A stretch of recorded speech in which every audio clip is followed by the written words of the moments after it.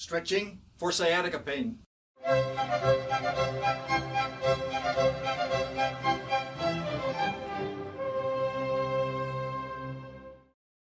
Hi, my name is Olaf.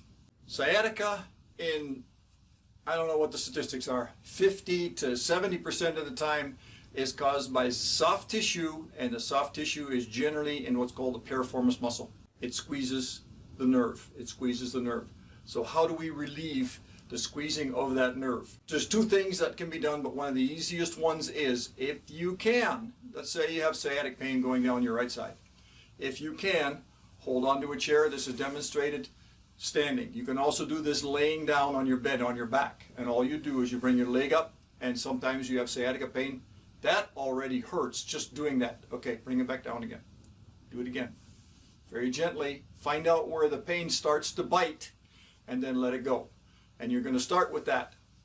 Eventually, that's going to start relieving it. And then what you do is you bring your leg up farther, and you keep going right to the edge of that discomfort. You keep going right to the edge of that discomfort, and keep on going with that.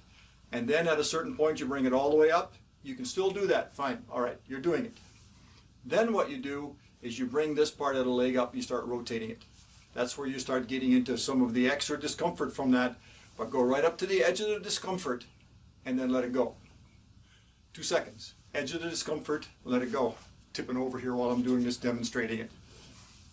Edge of the discomfort and let it go. That's one thing that you can do. If it's possible, when you have sciatica pain, that you can bring your leg up like this, then you have to bring it over your center line. That's very, very quickly going to get you into that may be uncomfortable, but you find out where you can do it. You can also do it like this, and then you bring your leg over the center line. Very simple. 1 and 2, and you bring it back down again. You have to start moving it correctly.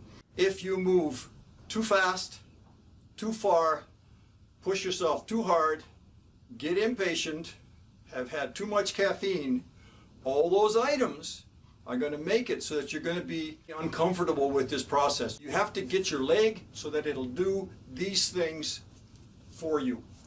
And in the process, you have to go up to what you can, and you're telling your body, I love you. You're telling the body, this is what we have to do. The way you figure it out ultimately is you do it on the opposite side where it's not uncomfortable. Then you go ahead and you do it. That's what you have to mirror in order to be able to overcome that on the side that's got the sciatica. Very seldom do we see it where we have sciatica on both sides, because usually it's caused by a disc that's either moving or by a set of muscles. The idea is that you primarily do something in a certain way in your body, whether you're left-footed or right-footed or left-handed, right-handed, left-eyed, right-eyed. All those different things cause you to repeat doing stuff in a certain way. When you do it in a certain way, it puts extra stress on certain parts. So let's say you have sciatica on the right-hand side. Show your body, this is what I want you to do on the opposite side. That even feels good. Then what you're going to do on the hurting side is, let's just say you can only go this far. That's all you do. Go back down again. You start showing your body that it starts to be able to have to move again. So you just start doing this stuff. 2 seconds is all you do. Set it back down. And then if you have to wait, you wait a minute until everything settles down. Then you start over again and you do it again. You keep going back to it. You have to go back to it. While you're going through that process, your sciatica is very slowly starting to unwind itself. If it's indeed true that it's the soft tissue that's causes sciatica, which I'm saying most cases that's a fact. So you can also do a hamstring stretch. Basically all you're doing is keeping your knee locked, and all you're doing is raising your leg. 1 and 2, let it go. This is assuming, again, it's on the right-hand side. All you're doing is trying to figure out a way to get this whole business moving again, because it's stuck because of the sciatica. Any kind of movements that are in there, but you're going to go very slow. You're going to go to the level of what the nerve allows you to do, because it's trapped. Have you ever had your fingers in a door?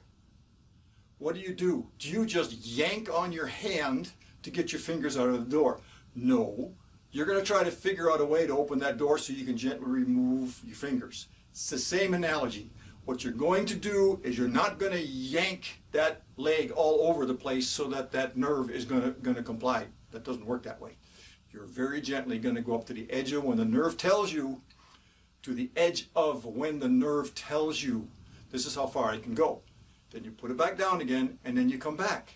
Put it back down again, and you come back. And what you're going to find with these movements, this one, this one, this one, and then hamstring, this one, you're going to find that you're going to get more movement as you keep on moving it. You have to move it because it's stuck, because muscles, soft tissue have gotten to be stuck and they're trapping that nerve. So what you want to do is you want to move, but you want to very gently move. If you like this information, please visit my website and like me on my YouTube channel.